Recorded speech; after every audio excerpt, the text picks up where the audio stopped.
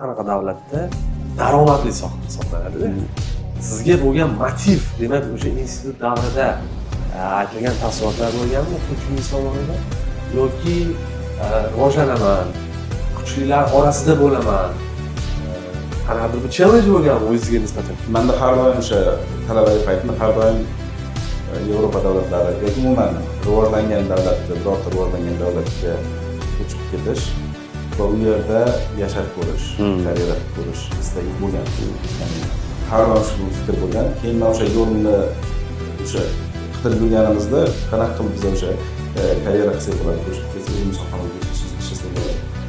Qidirganimizda faqat variantlarning eng ma'quli Germaniya bo'lgan. Ya'ni qaysi ma'noda, masalan, Germaniya rivojlangan davlat. Rivojlangan davlatlarda hech qaysisida bunaqa imkoniyat yo'q, xodimlar uchun bunaqa oson emas.